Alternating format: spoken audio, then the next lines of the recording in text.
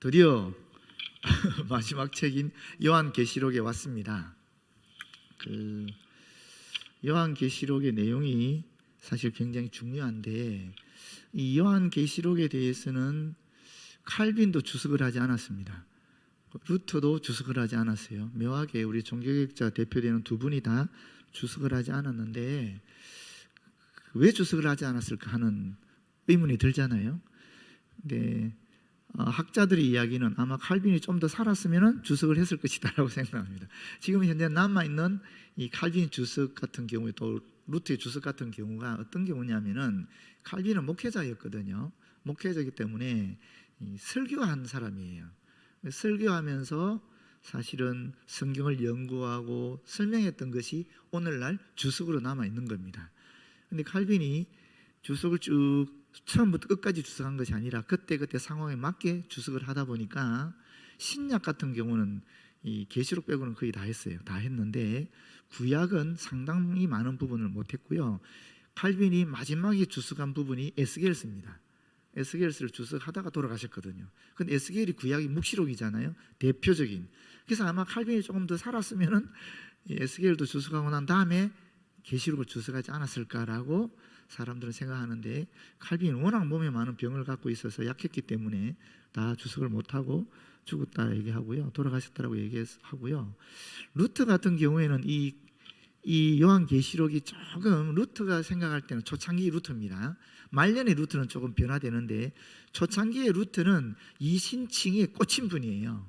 그래서 이신칭이나 이신덕이와 관련이 없는 성경은 약간 좀 터부시하는 약간 이 성경이 곧 우리에게 필요할까라고 생각했었어요. 그래서 신약 성경 중에서도 우리가 야고보서 같은 경우에 초창기의 루터는 이걸 지푸라기 서신이라고 그럽니다. 왜냐하면 거기에는 믿음으로 얻는 구원보다는 오히려 행위로 얻는 구원을 얘기하는 것처럼 들리기 때문에 이 야고보서는 지푸라기 서신이다라고 해서 약간 도외시하거든요.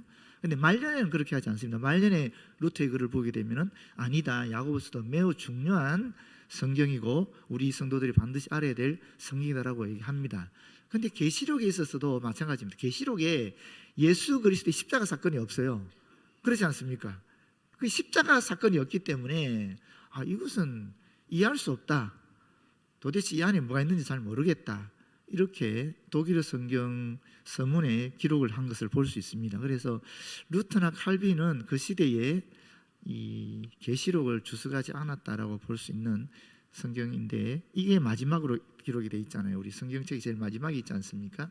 그래서 요한계시록은 참 중요한 성경인데 사실은 읽기가 참 애매하고 난해한 힘든 성경이기도 합니다. 또 많이 왜곡되어 있는 성경이기도 하고요. 그래서 오늘 우리가 요한계시록을 한 번에 끝내기는 곤란한 것 같고 이번 시간과 다음 시간까지 하도록 하겠습니다. 또 바이블 프로젝트도 보게 되면 이 요한계시록을 두 부분으로 나눠서 하고 있거든요. 그리고 내용이 중간에 끊기가 조금 애매해요. 이 1부도 한 12분 되고 2부도 한 12분 정도 되는 굉장히 긴 설명을 하고 있는데 제가 오늘 이것을 1편을 보고 2편을 볼까라고 생각하다가 그냥 한꺼번에 다 보고 짧게 요한계시록 전체 개요를 설명한 다음에 다음 시간에는 성경 구절 중심으로 요한계시록을 살펴보는 것으로 그렇게 하겠습니다. 지금 편집했어도 한 20분 정도의 시간이 지금 우리가 이거 봐야 되는데 먼저 여러분 주의 깊게 요한계시록의 구도가 전체적으로 어떻게 되어 있는지를 한번 살펴보시고 또 제가 설명을 이어나가도록 하겠습니다. 네, 여러분 어떠세요? 평소에 여러분이 갖고 있는 요한계시록에 대한 생각하고 오늘 여기 영상에서 보여지는 생각하고 좀 다르지 않습니까? 같다고 생각하십니까, 여러분?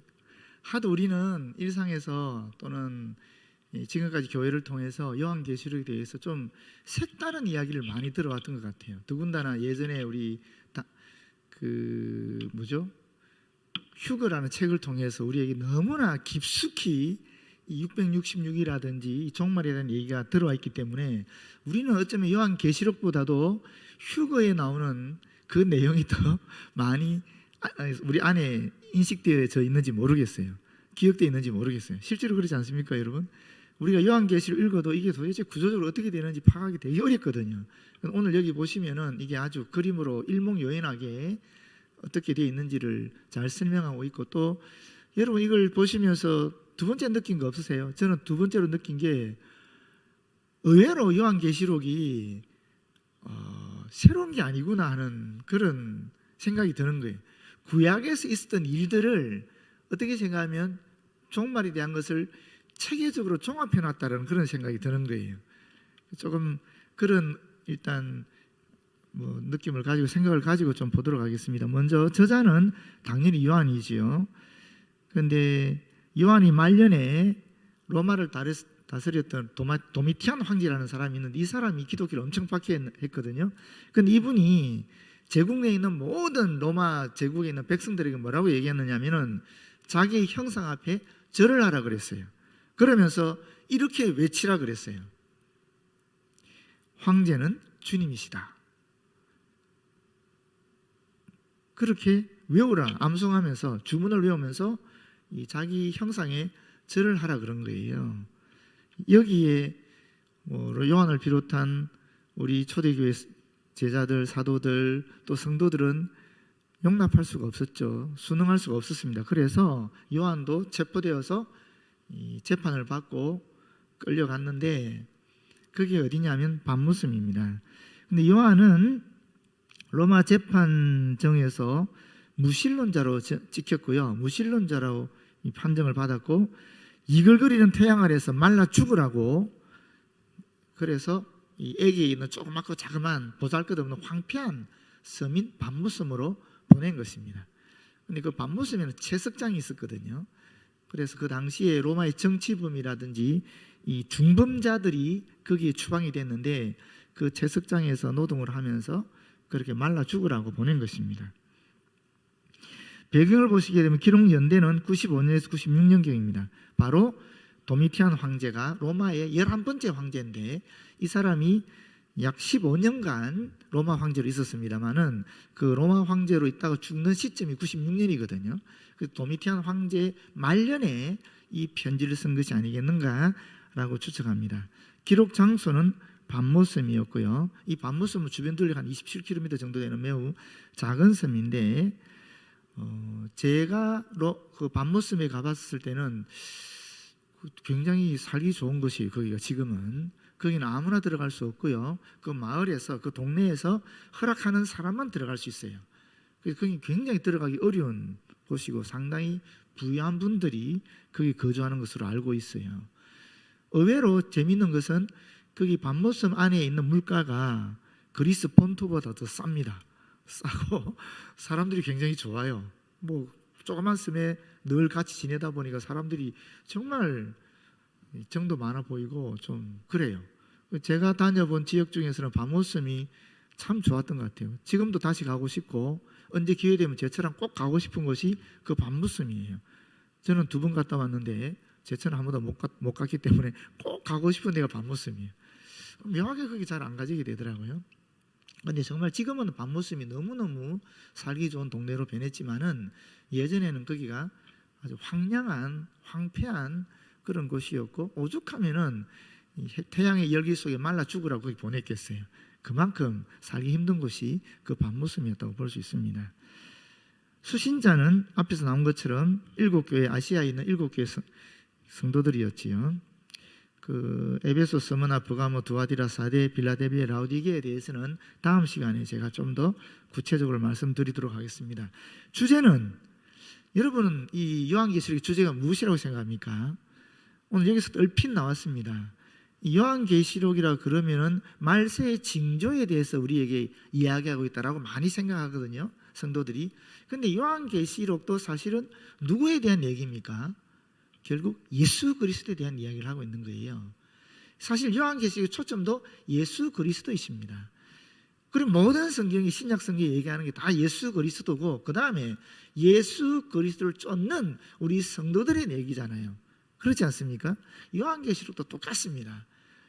요한계시록의 주제도 예수 그리스도고, 그 예수 그리스도의 뒤를 쫓아가는 우리들에 대한 이야기, 성도들에 대한 이야기, 제자들에 대한 이야기다라고 볼 수 있습니다. 그래서 만약에 누군가가 우리에게 왜 요한계시록을 읽습니까? 라고 물어본다면은 우리가 말세의 징조를 보기 위해서 읽는다, 이건 아닌 거죠. 그러니까 왜 우리가 요한계시록 읽는가? 그리스도를 더 잘 알기 위해서 읽는다 하는 답이 우리에게서 나와야 되는 거죠. 근데 지금 그렇게 나오지 않는 이유는 요한계시록에 대해서 우리가 잘못 알고 있다라는 것입니다. 그래서 요한계시록의 주제는 첫 번째가 이 세상에서 신실한 제자로 살아갈 제자도에 대한 이야기를 하고 있습니다. 두 번째가 뭐냐면은 말세에 되어질 일에 대해서 올바른 시각을 갖게 함으로 말미암아 우리가 힘을 얻는 거죠. 위로를 얻는 것입니다. 말세의 징조를 아는 것이 초점이 아니라 말세가 이런 형태로 진행되어 나가는 것을 보고 우리가 주님의 뒤를 쫓아갈 때에 위로와 격려를 얻어서 더 힘차게 이 땅에서 주님을 전하는 삶을 살아가기를 원하는 것이 바로 이 요한계시록의 주제라는 것입니다. 여러분 어떻게 생각하십니까? 선과 악이 어떤 식으로 흘러가는 것 같아요? 시간이 지나면 지날수록 선이 팽배해질까요? 아니면 악이 팽배해질까요? 아니면 이게 막 중구나무 섞여서 가게 되겠습니까?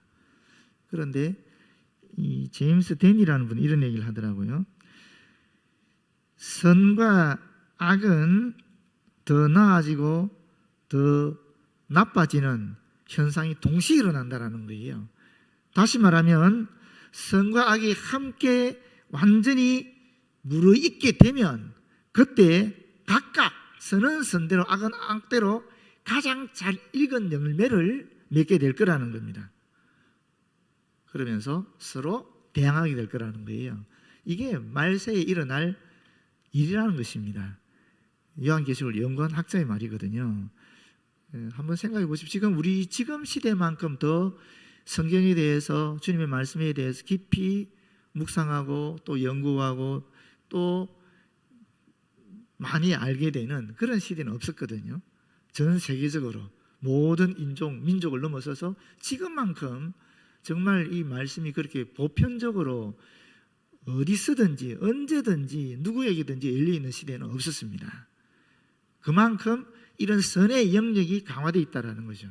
동시에 지금처럼 계시록에 아까 나온 것처럼 보십시오. 풍요로운 시대로서 풍요롭게 되면서 나타나는 현상이 두 가지가 있었잖아요. 첫 번째는 뭡니까? 무관심입니다. 두 번째는 뭡니까? 두 번째는 부도덕이에요.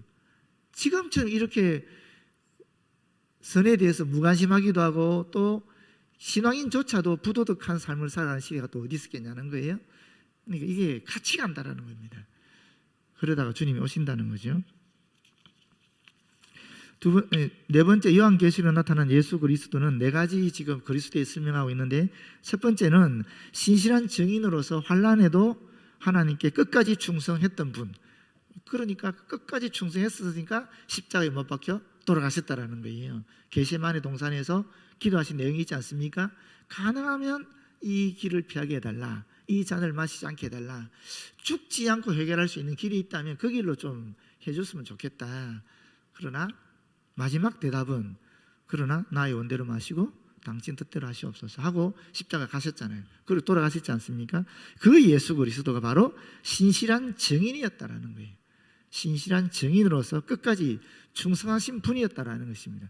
그분이 우리의 모범이라는 거예요. 그분이 우리가 쫓아가야 될 분이라는 거예요. 우리도 그렇게 살아야 된다라는 것을 이야기하고 있는 것이요. 두 번째는 지금도 계신 분입니다. 그래서 자신을 따르는 이들에게 성령을 통해서 위로와 도전의 말씀을 주시는 분이라는 겁니다. 과거에 십자가에 못 박혀 돌아가셨고 또 부활하셔서 승천하신 다음에 그냥 하나님 우편에 앉아 계시는 분이 아니라 지금도 살아계셔서 우리와 함께 하시면서 성령을 통해 우리에게 끊임없이 격려하시고 지지하시고 위로해 주시고 우리를 이끌으시는 분이 바로 예수 그리스도이시다 하는 것입니다. 세 번째는 어린 양으로서 죽임을 당하셨지만 이제는 창조주 하나님과 함께 계시면서 오직 하나님만 받으셔야 할 그런 성김과 예배를 함께 받으시는 분이라는 겁니다. 쉽게 말하면 하나님과 함께 성배를 받는 경배받는 분이 바로 예수님이시다 이 얘기를 하고 있는 것입니다. 마지막 네 번째는 장차 오실 분이죠. 하나님의 목적을 모두 이루시고 새하늘과 새 땅에서 하나님과 함께 하나님의 백성을 다스리는 그런 분이라는 겁니다. 장차 오실 통치자, 심판자, 그분이 바로 예수 그리스도이시다라는 것을 이야기하고 있습니다. 다섯 번째 요한계시록의 특징은, 첫 번째가 이건 예언서잖아요. 묵시문학이 그러지 않습니까? 여러분, 이게 묵시라는 말과 계시라는 말이 사실은 앞에서 나왔죠. 아포칼립스라고 해서 우리 영어로 말하면 리빌이잖아요. 리빌이 뭡니까? 다시 드러내는 거지 않습니까? 제가 지난번에 말씀드린 기억이 납니다만은, 우리가 보자기로 감싸놨던 것을 풀게 되면 그 보자기 안에 감춰져 있던 것이 다 드러나게 되지 않습니까? 그게 묵시고 그게 계시거든요. 그게 요한계시록이라는 의미예요. 하나님께서 감춰뒀던 것을 알려주신 것이 계시록이라는 겁니다. 하나님 당신이 이 창조와 또 이 완성, 심판의 전 인류의 역사를 당신의 품속에, 어떤 당신의 머릿속에 갖고 계셨던 구상을 우리에게 풀어서 설명해 주신 것이 바로 이 계시라는 것입니다. 그래서 여기 보게 되면 특성상, 그 예언서의 특성상 상징적인 언어를 많이 포함하고 있고 또 비유적인 표현이 많습니다. 등잔대라든지 별이라든지 동물이라든지 국가, 숫자 등을 사용해서 교회, 천사, 특정 존재, 세력, 인물 등을 대변하고 있다는 것입니다. 이게 첫 번째 특징이고요. 두 번째 특징은 앞에서 나온 것처럼 구약을 300번 넘게 인용하면서 상징적인 숫자로 이루어져 있는 그런 교묘한 체계를 갖고 있다는 것입니다. 여러분, 이 요한계시록이 헬라어로 얘기하면, 원어로 얘기하면 404구절이 있어요. 참 희한하네요. 혹시 올라오시면서 계단에서 매일 유치부 졸업생 숫자가 몇 명인지 보셨어요? 정말 희한하네요. 오늘 우리가 매일 유치부 제25회 졸업식을 했거든요. 마지막 졸업식이었습니다. 98년에 시작됐는데 25년 만에 우리 매일 유치부가 폐쇄되게 됐는데, 폐쇄라는 좀 많이 가슴이 아프지만 하여튼 문을 닫게 됐는데, 이번에 신입생이 5세반에 한 명도 안 들어왔고, 지금 남아있는 숫자도 6세, 7세가 다 각각 3명씩밖에 안 남았기 때문에 더 이상 이 교사들도 그렇고 또 아이들도 그렇고 유지하기 어려워져서 문을 닫았거든요. 그런데 지난 25년 동안 우리 매일 유치부에서 졸업한 학생의 숫자가 404명으로 기록이 되어 있어요. 오늘 여기 보니까 재밌네요. 왠지 모르게 괜히 계시록에 있는 이 구절 숫자가 404구절인데 그 중에 278구절이 구약과 관련되어 있는 구절입니다. 그러니까 요한계시라는 것은 사실은 구약이 엄청나게 많은, 그렇지 않습니까? 거의 65% 정도, 70% 가까이 이 구약의 구절이 차지하고 있다는 거예요. 여러분, 의외지 않습니까? 요한계시록이 왜 그렇게 많은 구약의 구절을 담고 있는가 하는 겁니다. 그래서 이 구약을 자세히 보시게 되면은, 죄송합니다. 이 상징들을 자세히 보시게 되면 사실 이 요한이 세 가지의 상징들을 이야기하고 있어요. 첫 번째는 뭐냐면 분명하게 설명하는 상징이 있습니다. 예를 들어서 12장 3절에 나오는 큰 붉은 용입니다. 이 큰 붉은 용을 상징적으로 얘기하면서 이 큰 붉은 용에 대해서 정확하게 설명합니다. 어떻게 설명하고 있느냐 하면 옛뱀이다, 마귀다, 사탄이다 라고 12장 9절과 20장 2절에서 분명히 이야기하고 있습니다. 그래서 상징적으로 이 큰 붉은 용을 얘기하면서 이 큰 붉은 용이 어떤 의미를 가졌는가, 무엇을 얘기하는가를 정확하게 설명했다라는 거예요. 두 번째 상징은 간접적으로 설명한 상징입니다. 예를 들어서 1장 13절 17절에 보게 되면 인자 같은 이가 나오거든요. 인자 같은 이 바로 나오지 않습니까? 나오는데 이 인자 같은 이는 사실은 구약의 지식을 통해서 누구나 파악 가능한 그런 상징이라는 거예요. 이 구약의 지식, 다니엘 7장 13절이나 10장 16절에 보게 되면 인자 같은 이가 나오거든요. 그런 구약적인 지식을 가지면 얼마든지 이 인자 같은 이가 누구를 얘기하는지 분명히 알 수 있게 되어 있다는 거예요. 그렇게 또 간접적으로 풀어 설명하는 상징들도 있다는 것입니다. 세 번째가 요한이 설명하지 않은 상징이 있습니다. 그 대표적인 것이 666입니다. 666. 13장 18절이 나오죠. 이것은 660이라는 숫자는 성경에 비교할 대상이 없는 상징들입니다. 그렇지만 그 시대의 사람들은 계산하면 알 수 있는 상징이었습니다. 아까 얘기했죠. 히브리서 숫자 개념하고 짐승이라는 거 숫자를 계산하면 이 철자에 철자라는 개념은 A, B, C, D 이런 낱말 속에 숫자가 있다라는 거예요. 히브리어도 알리프, 베이드, 김멜, 달렛 하는 이런 히브리어가 다 숫자를 가지고 있어요. 그러니까 그 짐승이라는 단어를 이 숫자를 계산하면은 그런 게 나온다라는 겁니다.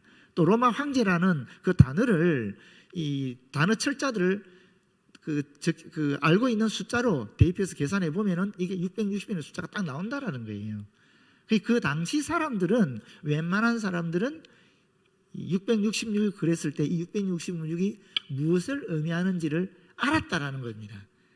무엇을 의미했다 그랬어요? 로마 황제를 의미하는 거예요. 그 당시 사람들에게는 그 666이라는 것이 그렇게 비록 성경에는 비교할 대상이 없지만 그 당시 사람들은 충분히 파악할 수 있는 그런 상징들은 굳이 설명하지 않았다라고 얘기할 수 있는 겁니다. 그래서 이게 굉장히 상징적인 언어로 되어 있고 숫자로 구성이 되어 있지만 실제로는 요한이 직접 설명한 경우도 있고 구약적 지식 속에서 얼마든지 구약의 지식 아는 사람은 다 이해할 수 있고 그리고 그 당시 사람들조차도 또 이해할 수 있도록 기록이 된 것이라는 겁니다. 그러니까 여러분 생각해 보면 이거는 요한이 쓴 계시록이 그 성격이 뭐죠? 이 요한계시록을 요한이 왜 썼습니까? 우리가 자꾸 그걸 놓치는 거예요. 이 왜 썼어요? 왜 썼느냐면은 앞에서 말씀드린 것처럼 소아시아에 있는 7교회 성도들에게 보낸 편지잖아요. 편지가 어려울 수 있습니까, 여러분? 편지는 그 시대에 있는 사람들이 다 이해할 수 있도록 쓴 거예요. 그렇지 않습니까? 이게 무슨 신학자들을 위한 무슨 신학 서적이 아니었어요. 일반 성도들에게 편지가 오게 되면 교회 대표가 앞에 나와서 이 편지를 읽어줬단 말이에요. 읽으면 회중들이 전부 다 그 편지를 듣고 이해를 했다라는 거거든요. 그러니까 굉장히 그 당시 사람들이 이해하기 쉬운 말로 적혀 있는 편지였다는 것을 여러분들이 기억하셔야 돼요. 그래야 요한계시록에 대한 오해를 풀 수 있습니다. 요한계시록은 정말 성령 받은 사람 아니면 이해할 수 없고 해석할 수 없고 그런 게 아니라고요.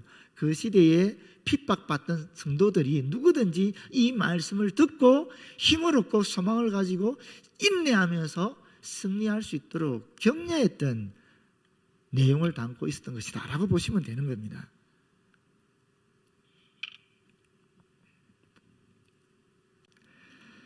그 다음 요한계시록의 특징 중 세 번째는 뭐냐면 교회가 당면한 의문들에 답을 합니다.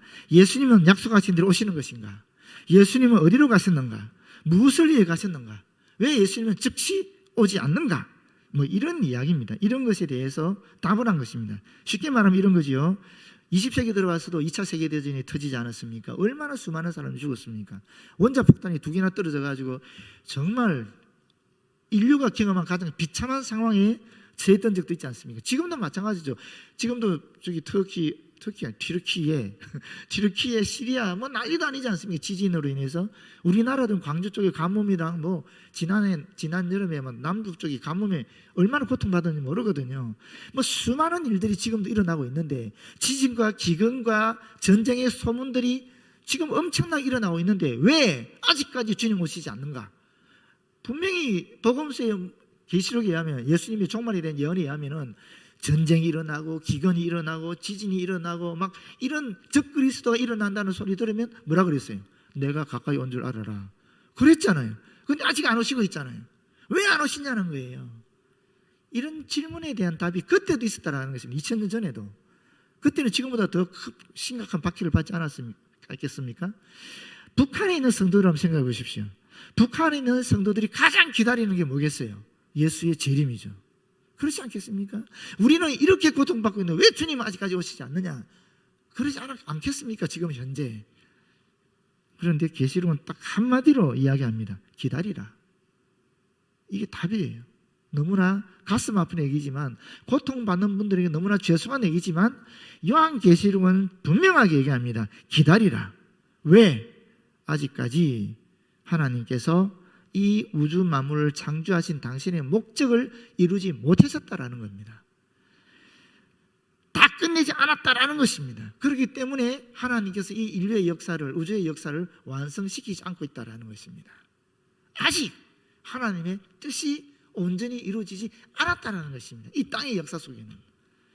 그런데 하나님이 원하시는 창조의 목적이 완전히 이루어지게 되면 그때는 종말이 온다라는 것입니다. 그래서 요한계시록 21장, 22장을 보게 되면 정확하게 이것은 새로운 창조를 얘기하고 있습니다.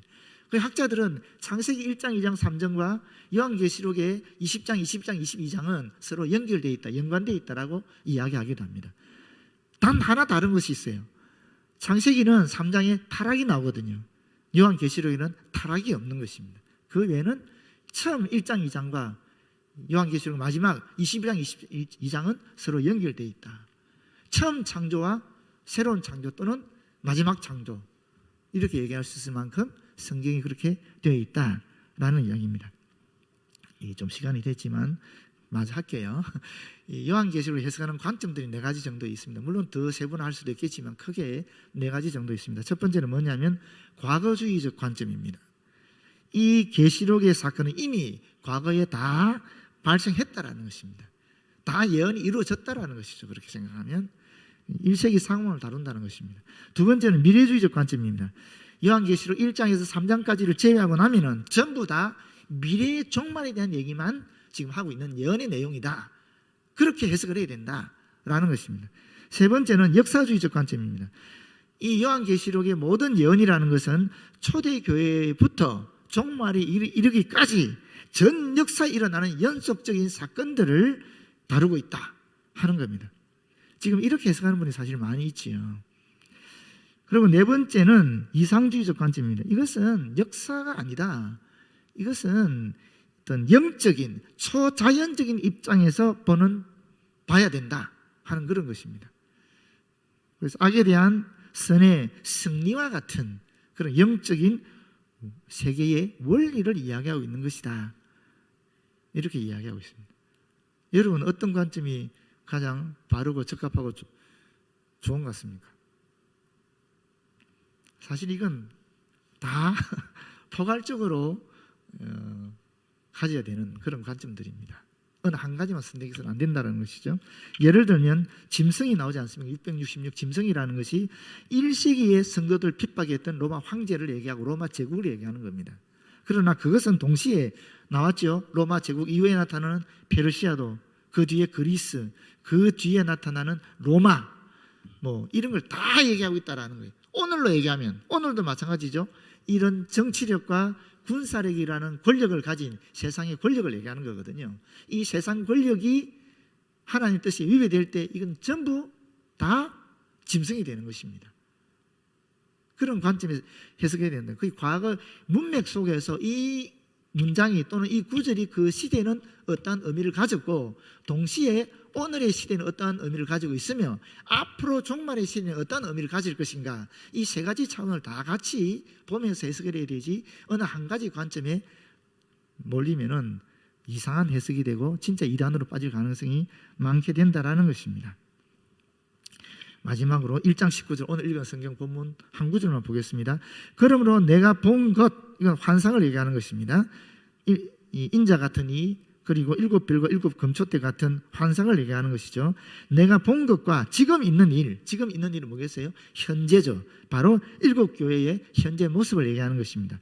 그리고 장차될 일, 미래죠. 이건 4장부터 22장까지 쭉 기록되어 있는 예언의 내용들을 볼 수 있겠습니다. 이것을 기록한 것이 요한계시록이다 라는 것입니다. 다시 말하면 요한이 환상을 보고 지금 있는 소아시아 7교회를 위하여 그리고 성도들을 위하여 앞으로 되어질 일을 기록해서 남긴 것이 바로 요한계시록이다 라는 것입니다.